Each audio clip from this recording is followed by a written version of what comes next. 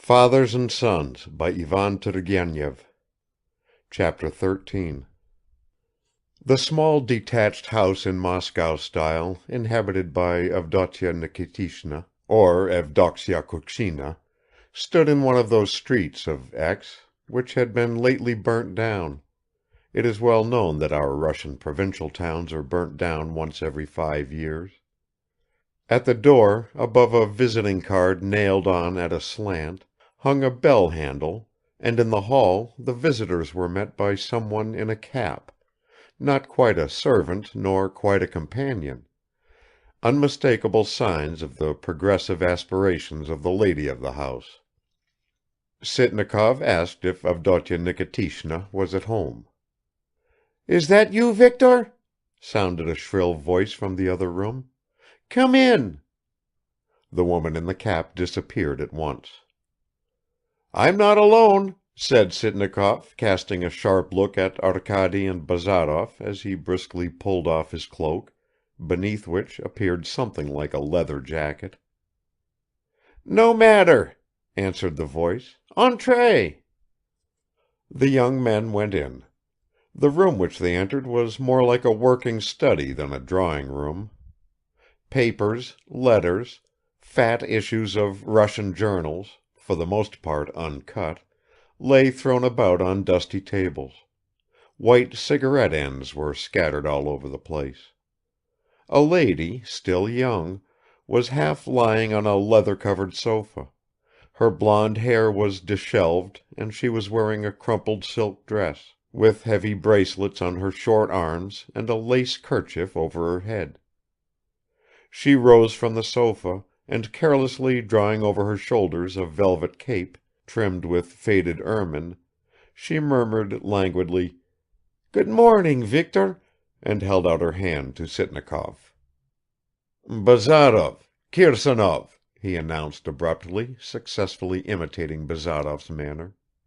"So glad to meet you," answered Madame Kukshina, fixing on Bazarov her round eyes, between which appeared a forlorn little turned-up red nose. "I know you," she added, and pressed his hand. Bazarov frowned. There was nothing definitely ugly in the small plain figure of the emancipated woman, but her facial expression produced an uncomfortable effect on the spectator. One felt impelled to ask her, "What's the matter? Are you hungry? Or bored? Or shy? Why are you fidgeting?" Both she and Sitnikov had the same nervous manner. Her movements and speech were very unconstrained and at the same time awkward. She evidently regarded herself as a good-natured simple creature, yet all the time, whatever she did, it always struck one that it was not exactly what she wanted to do. Everything with her seemed, as children say, done on purpose, that is, not spontaneously or simply. "Yes, yes, I know you, Bazarov," she repeated. She had the habit, peculiar to many provincial and Moscow ladies, of calling men by their bare surnames from the moment she first met them. "Would you like a cigar?" "A cigar is all very well," interjected Sitnikov, who was already lolling in an armchair with his legs in the air. "But give us some lunch. We're frightfully hungry, and tell them to bring us up a bottle of champagne." "You sybarite!" cried Evdoksya with a laugh. When she laughed, the gum showed over her upper teeth. "Isn't it true, Bazarov, he's a sybarite?" "I like comfort in life," pronounced Sitnikov gravely, "but that doesn't prevent me from being a liberal." "It does, though, it does!" exclaimed Evdoksya, and nevertheless gave instructions to her maid both about the lunch and about the champagne. "What do you think about that?" she added, turning to Bazarov. "I'm sure you share my opinion." "Well, no," retorted Bazarov. "A piece of meat is better than a piece of bread, even from the point of view of chemistry." "Are you studying chemistry? That's my passion. I've invented a new sort of paste." A paste? You? Yes. And do you know what it's for? To make dolls' heads so that they can't break. I'm practical also, you see. But it's not quite ready yet. I've still got to read Liebig. By the way, have you read Kislyakov's article on female labor in the Moscow News? Please read it. Of course, you're interested in the woman's question, and in the schools, too? What does your friend do? What is his name?" Madame Kukshina poured out her questions one after another, with affected negligence, without waiting for the answers. Spoilt children talk like that to their nurses. "My name is Arkady Nikolaich Kirsanov, and I do nothing." Evdoksya giggled. "Oh, how charming! What? Don't you smoke? Viktor, you know I'm very angry with you." "What for?" "They tell me you've begun praising George Sand. A backward woman and nothing else. How can people compare her with Emerson? She hasn't a single idea about education or physiology or anything. I'm sure she's never even heard of embryology, and in these days what can be done without that?" Evdoksya actually threw up her hands. "Oh, what a wonderful article Elisyevich has written about it! He's a gentleman of genius." Evdoksya constantly used the word gentleman instead of the word man. "Bazarov, sit by me on the sofa. You don't know perhaps, but I'm awfully afraid of you." "And why, may I ask?" "You're a dangerous gentleman, you're such a critic. My God, how absurd! I'm talking like some provincial landowner, but I really am one. I manage my property myself, and just imagine, my bailiff, Yerofey, he's a wonderful type, just like Fenimore Cooper's Pathfinder. There's something so spontaneous about him. I've come to settle down here. It's an intolerable town, isn't it? But what is one to do?" "The town's like any other town," remarked Bazarov coolly. "All its interests are so petty. That's what is so dreadful. I used to spend the winters in Moscow, but now my lawful husband, Monsieur Kukshin, lives there. And besides, Moscow nowadays, I don't know, it's not what it was. I'm thinking of going abroad. I almost went last year." "To Paris, I suppose?" said Bazarov. "To Paris and to Heidelberg." "Why to Heidelberg?" "How can you ask? Bunsen lives there." Bazarov could find no reply to that one. "Pierre Sapozhnikov. Do you know him?" "No, I don't." "Not know Pierre Sapozhnikov? He's always at Lydia Khostatov's." "I don't know her either." "Well, he undertook to escort me. Thank God I'm independent, I've no children. What did I say? Thank God.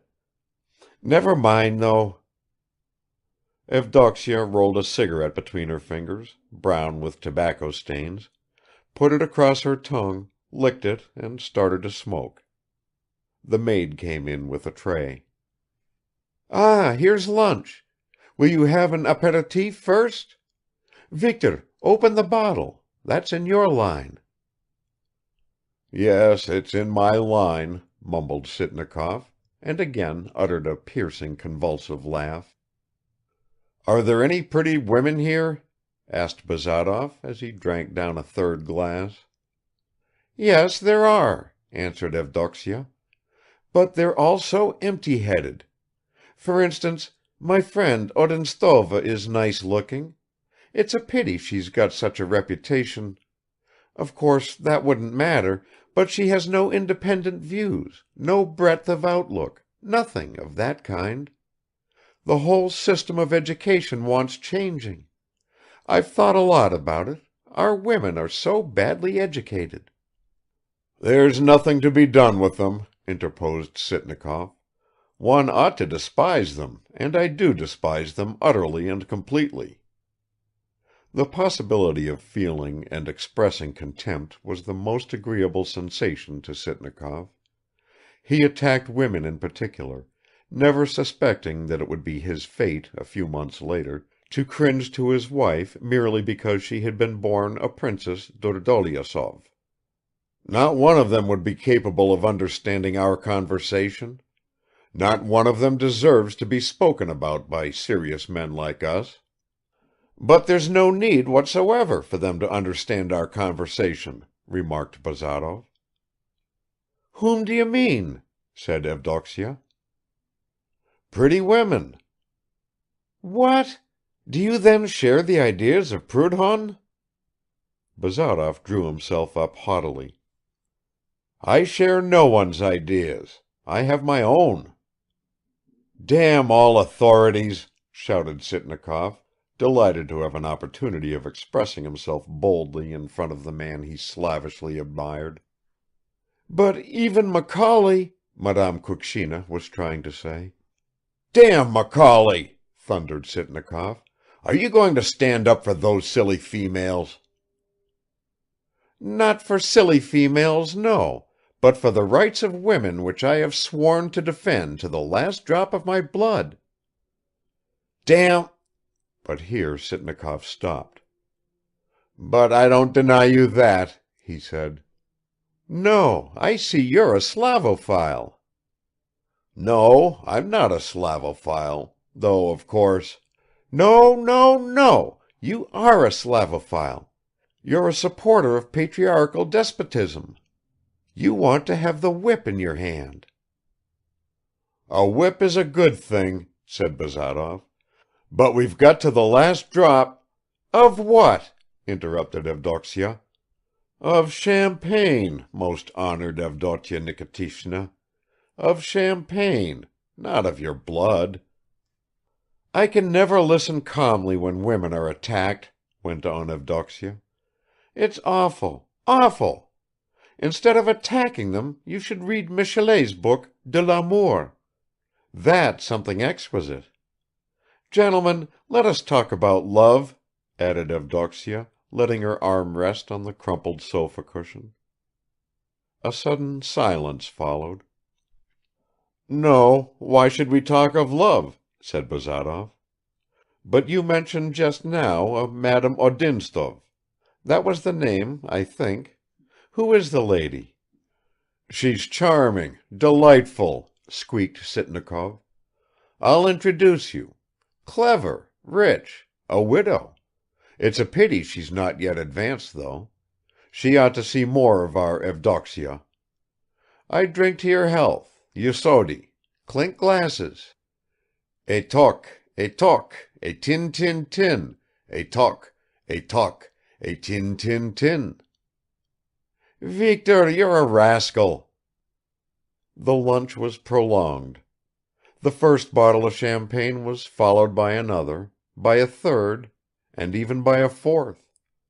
Evdoksya chattered away without drawing breath. Sitnikov seconded her. They talked a lot about whether marriage was a prejudice or a crime, whether men were born equal or not, and precisely what constitutes individuality.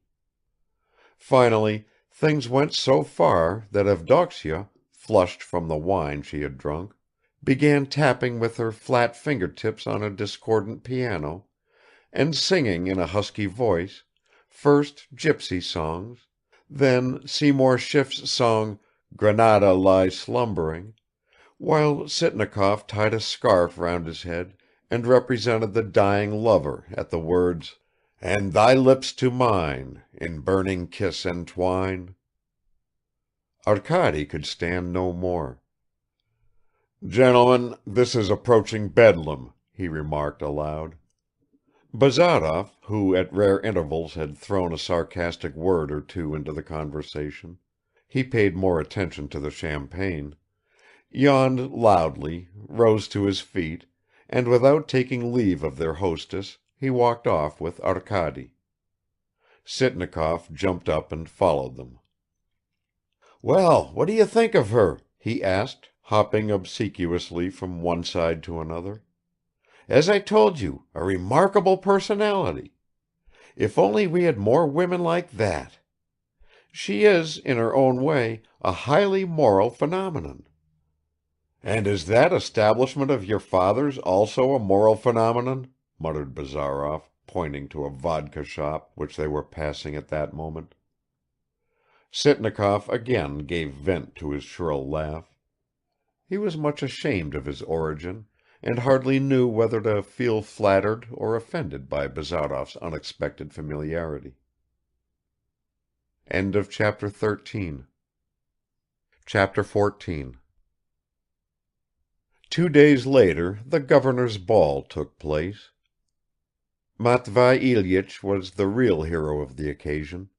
The marshal of nobility announced to all and sundry that he had come only out of respect for him, while the governor, even at the ball, and even while he was standing still, continued to "make arrangements." The amiability of Matvei Ilyich's manner was equalled only by his dignity. He behaved graciously to everyone, to some with a shade of disgust, to others with a shade of respect. He was gallant, un vrai chevalier français, to all the ladies, and was continually bursting into hearty resounding laughter, in which no one else joined, as befits a high official. He slapped Arkady on the back and called him nephew loudly, bestowed on Bazarov, who was dressed in a shabby frock coat, an absent-minded but indulgent sidelong glance, and an indistinct but affable grunt in which the words "I" and "very" were vaguely distinguishable, held out a finger to Sitnikov, and smiled at him though his head had already turned round to greet someone else; even to Madame Kukshina, who appeared at the ball without a crinoline, wearing dirty gloves and a bird of paradise in her hair, he said enchanté. There were crowds of people and plenty of men dancers; most of the civilians stood in rows along the walls, but the officers danced assiduously, especially one who had spent 6 weeks in Paris, where he had mastered several daring exclamations such as "Zut! Au fait! Pst! Pst! Mon bibi!" and so on. He pronounced them perfectly, with real genuine Parisian chic, and at the same time he said "si j'aurais" instead of "si j'avais," and "absolument" in the sense of absolutely; expressed himself, in fact, in that great Russo French jargon which the French laugh at when they have no reason to assure us that we speak French like angels, comme des anges. Arkady danced badly, as we already know, and Bazarov did not dance at all. They both took up their position in a corner, where Sitnikov joined them. With an expression of contemptuous mockery on his face, he turned one spiteful remark after another, looked insolently around him, and appeared to be thoroughly enjoying himself.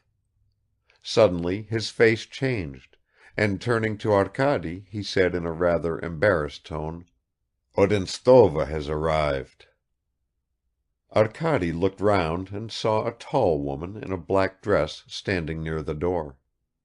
He was struck by her dignified bearing; her bare arms lay gracefully across her slim waist, light sprays of fuchsia hung from her shining hair over her sloping shoulders, her clear eyes looked out from under a prominent white forehead; their expression was calm and intelligent, calm but not pensive, and her lips showed a scarcely perceptible smile. A sort of affectionate and gentle strength emanated from her face. "Do you know her?" Arkady asked Sitnikov. "Very well. Would you like me to introduce you?" "Please, after this quadrille." Bazarov also noticed Madame Odintsov. "What a striking figure," he said. "She's not like the other females." When the quadrille was over, Sitnikov led Arkady over to Madame Odintsov. but he hardly seemed to know her at all and stumbled over his words, while she looked at him in some surprise. But she looked pleased when she heard Arkady's family name, and she asked him whether he was not the son of Nikolai Petrovich. "Yes." "I have seen your father twice and heard a lot about him," she went on. "I am very glad to meet you." At this moment some adjutant rushed up to her and asked her for a quadrille. She accepted. "Do you dance then?" asked Arkady respectfully. "Yes, and why should you suppose I don't dance? Do you think I'm too old?" "Please, how could I possibly ..." "But in that case may I ask you for a mazurka?" Madame Odintsov smiled graciously. "Certainly," she said, and looked at Arkady, not exactly patronizingly, but in the way married sisters look at very young brothers. She was in fact not much older than Arkady; she was 29, but in her presence he felt like a schoolboy, so that the difference in their ages seemed to matter much more. Matvei Ilyich came up to her in a majestic manner and started to pay her compliments. Arkady moved aside, but he still watched her; he could not take his eyes off her even during the quadrille. She talked to her partner as easily as she had to the grand official, slightly turning her head and eyes, and once or twice she laughed softly. Her nose, like most Russian noses, was rather thick, and her complexion was not translucently clear; nevertheless Arkady decided that he had never before met such a fascinating woman. The sound of her voice clung to his ears, the very folds of her dress seemed to fall differently, more gracefully and amply than on other women, and her movements were wonderfully flowing and at the same time natural. Arkady was overcome by shyness when at the first sounds of the mazurka he took a seat beside his partner. He wanted to talk to her, but he only passed his hand through his hair and could not find a single word to say. But his shyness and agitation soon passed. Madame Odinstov's tranquillity communicated itself to him. Within a quarter of an hour he was telling her freely about his father, his uncle, his life in Petersburg and in the country. Madame Odintsov listened to him with courteous sympathy, slowly opening and closing her fan. The conversation was broken off when her partners claimed her. Sitnikov, among others, asked her to dance twice. She came back, sat down again, took up her fan, and did not even breathe more rapidly, while Arkady started talking again, penetrated through and through by the happiness of being near her, talking to her, looking at her eyes, her lovely forehead and her whole charming dignified and intelligent face. She said little, but her words showed an understanding of life. Judging by some of her remarks, Arkady came to the conclusion that this young woman had already experienced and thought a great deal. "Who is that you were standing with?" she asked him, "when Mr. Sitnikov brought you over to me?" "So you noticed him?" asked Arkady in his turn. "He has a wonderful face, hasn't he? That's my friend, Bazarov." Arkady went on to discuss his friend. He spoke of him in such detail and with so much enthusiasm that Madame Odintsov turned round and looked at him attentively. Meanwhile the mazurka was drawing to a close. Arkady was sorry to leave his partner; he had spent almost an hour with her so happily. Certainly he had felt the whole time as though she were showing indulgence to him, as though he ought to be grateful to her; but young hearts are not weighed down by that feeling. The music stopped. "Merci," murmured Madame Odintsov, rising. "You promised to pay me a visit. Bring your friend with you. I am very curious to meet a man who has the courage to believe in nothing." The governor came up to Madame Odintsov, announced that supper was ready, and with a worried look offered her his arm. As she went out, she turned to smile once more at Arkady. He bowed low, followed her with his eyes. How graceful her figure seemed to him, how radiant in the sober luster of the black silk folds! And he was conscious of some kind of refreshing humility of soul as he thought, "This very minute she has forgotten my existence." "Well?" Bazarov asked Arkady as soon as he had returned to the corner. "Did you have a good time? A man has just told me that your lady is oh, never mind what, but the fellow is probably a fool. What do you think? Is she?" "I don't understand what you mean," said Arkady. "My goodness, what innocence!" "In that case I don't understand the man you quote. Madame Odintsov is very charming, but she is so cold and reserved that—" "Still waters run deep, you know," interposed Bazarov. "You say she is cold; that just adds to the flavor. You like ices, I expect." "Perhaps," muttered Arkady. "I can't express any opinion about that.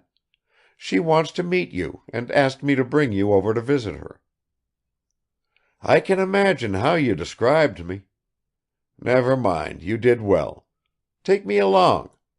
Whoever she may be, whether she's just a provincial climber or an emancipated woman like Kukshina, anyhow she's got a pair of shoulders the like of which I haven't seen for a long time." Arkady was hurt by Bazarov's cynicism, but, as often happens, he did not blame his friend for those particular things which he disliked in him. "Why do you disagree with free thought for women?" he asked in a low voice. "Because, my lad, as far as I can see, free-thinking women are all monsters." The conversation was cut short at this point. Both young men left immediately after supper. They were pursued by a nervously angry but faint-hearted laugh from Madame Kukshina, whose vanity had been deeply wounded by the fact that neither of them had paid the slightest attention to her. She stayed later than anyone else at the ball, and at 4 o'clock in the morning she was dancing a polka mazurka in Parisian style with Sitnikov. The governor's ball culminated in this edifying spectacle. Chapter 15